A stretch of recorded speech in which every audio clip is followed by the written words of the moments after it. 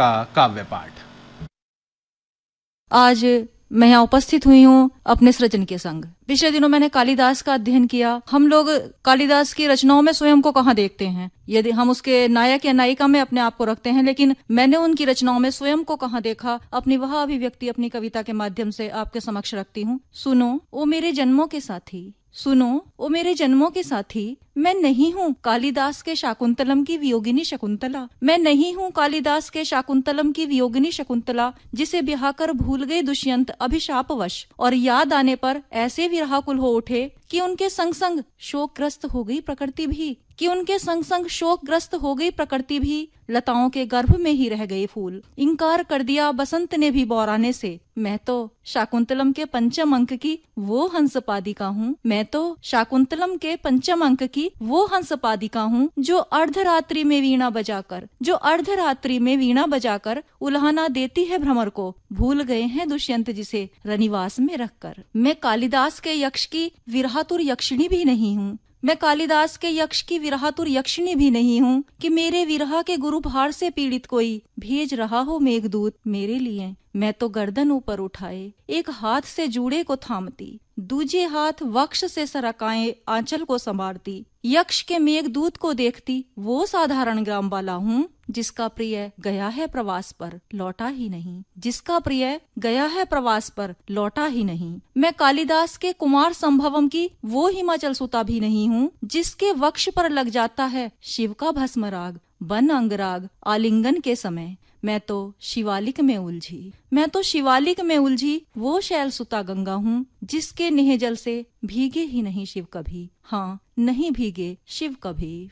मेरा मानना है कि जीवन समाज शास्त्रीय संबंधों का ताना बाना है। ये समाज शास्त्र विभिन्न प्रकार से जीवन को प्रभावित करते हैं और विशेष रूप से स्त्री के जीवन को प्रभावित करते हैं। लेकिन जब एक स्त्री का जीवन अर्थशास्त्र के नियमों से प्रभावित होता है तो उसकी क्या दशा होती है, ये अभिनव प्रयोग आप सबके समक्ष रखती हूँ। सुनिएगा। सुनो ओ मेरे जन्मों के साथी, छात्र जीवन में बड़े ध्यान से पढ़ा था अर्थशास्त्र, पर निजी जीवन में कभी उसे साध न पाई, पर निजी जीवन में कभी उसे साध न पाई। एक अर्थ का बोध सदा ही हावी रहा शास्त्र पर, एक अर्थ का बोध सदा ही हावी रहा शास्त्र पर, और परिणाम में आज भी अंकित हैं, और परिणाम में आज भी अंकित है मेरी स्नातक प्रथम वर्ष की अंक तालिका पर कृपा के 2 अंक, जिनके सहारे ही उत्तीर्ण कर पाई थी मैं स्नातक की परीक्षा। जीवन में भी साधती रही अर्थ के नियम शास्त्र के अनुसार, जीवन में भी साधती रही अर्थ के नियम शास्त्र के अनुसार। कभी संकुचित हुई मुद्रा के संकुचन सी, तो कभी मुद्रा स्फीति में परिवर्तित हो गई। सीमांत उपयोगिता ह्रास नियम सी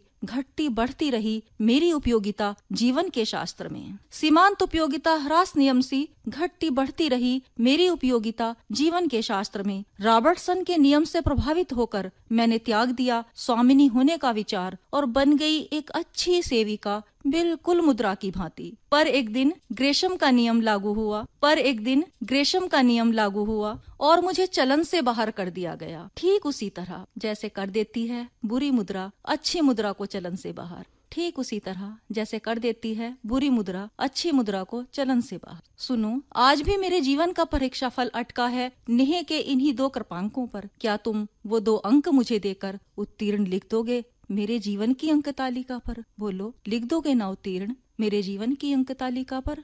आइए मित्रों, आपको कुछ मुक्तकों से जोड़ती हूँ। मम मनस पत्र पर अंकित सांवरे श्याम से अक्षर, मम मनस पत्र पर अंकित सांवरे श्याम से अक्षर, आत्म मर्यादित अति पावन लगे श्री राम से अक्षर। शब्द निज भावों को जब भी दूंगी मैं रचना, शब्द निज भावों को जब भी दूंगी मैं रचना, चुनूंगी सकल ब्रह्म से केवल तुम्हारे नाम के अक्षर, चुनूंगी सकल ब्रह्म से केवल तुम्हारे नाम के अक्षर। और दूसरा मुक्तक रखती हूँ आपके समक्ष। इसमें एक बहुत पुरानी बात को नए परिप्रेक्ष्य में साधने का प्रयास किया है। साधना कितनी सफल है आप लोग बताइएगा। मन में वैराग भरा जब क्या लेना फिर रागों से, मन में वैराग भरा जब फिर क्या लेना रागों से, उजली चादर तन की जग में बच पाई कब दागों से, गांठों की शर्तों पर हमको मिलना मंजूर नहीं था, गांठों की शर्तों पर हमको मिलना मंजूर नहीं था। उलझ उलझ कर टूटे रचना हम मृदुल प्रीत के धागों से, उलझ उलझ कर टूटे रचना हम मृदुल प्रीत के धागों से। और एक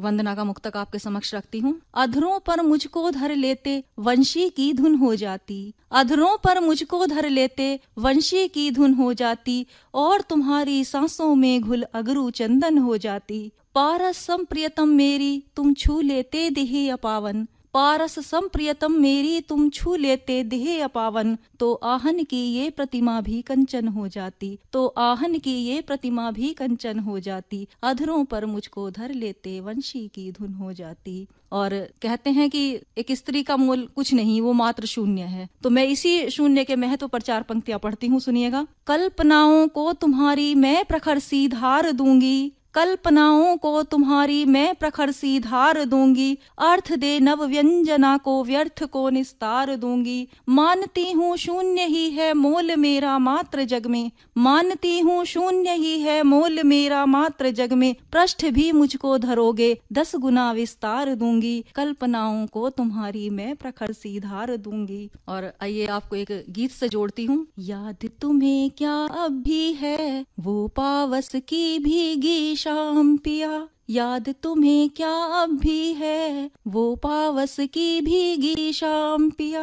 पाँव दिए कल कल धारा में जब बैठे थे नदिया तीरे, छूता था मेरी अलकों को जब मलिया नील धीरे धीरे। पाँव दिए कल कल धारा में जब बैठे थे नदिया तीरे, छूता था मेरी अलकों को जब मलिया नील धीरे धीरे। भटके मन मृग ने पाया था, भटके मन मृग ने पाया था जब पल भर को आराम पिया, याद तुम्हें क्या अब भी है पावस की वो भीगी शाम पिया। स्वर्णिम आभा लेकर उतरा जब झिलमिल चंदा पानी में, मन में हुक उठी तारों के जब अंबर की राजधानी में। स्वर्णिम आभा लेकर उतरा जब झिलमिल चंदा पानी में, मन में हुक उठी तारों के जब अंबर की राजधानी में। जब नैन कुमुद मेरे खिलकर, जब नैन कुमुद मेरे खिलकर तकते थे तुमको अविराम पिया, याद तुम्हें क्या अब भी है वो पावस की भीगी शाम पिया। फिर है अगन में दहके तन को अपने आलिंगन में कसकर, जब रिम झिम क्षण भर को मेरे मरुथल जैसे मन पर। विरह अगन में दहके तन को अपने आलिंगन में कसकर, जब रिम झिम क्षण भर को मेरे मरुथल जैसे मन पर। सच बोलो घन बरसे थे, सच बोलो घन बरसे थे, यावर से तुम बन घन श्याम पिया, याद तुम्हें क्या अब भी है पावस की वो भीगी शाम पिया, याद तुम्हें क्या अब भी है पावस की वो भीगी शाम पिया। और देखिए पावस के इस मौसम में एक प्यासी आत्मा अपने प्रिय से क्या आस लगाए बैठी है। एक गीत के माध्यम से वही आस आपके समक्ष रखती हूँ। अधरों पर प्यास जगी है बादल बनकर आना तुम, अधरों पर प्यास जगी है बादल बनकर आना तुम। आस लगाए पागल मन नित आवाहन करता है, आस लगाए पागल मन नित आवाहन करता है। स्वाति बूंद की चाहत में चातक प्यासा मरता है, आस लगाए पागल मन नित आवाहन करता है। स्वाति बूंद की चाहत में चातक प्यासा मरता है। पलकों की सीप खुली है, पलकों की सीप खुली है, 2 मोती धर जाना तुम। अधरों पर प्यास जगी है बादल बनकर आना तुम। मदमाते फागुन ने जब चूमा दुखिया आँखों को, 2 बूंदों ने चूकर तब गरमाया वै शाखों को। मदमाते फागुन ने जब चूमा दुखिया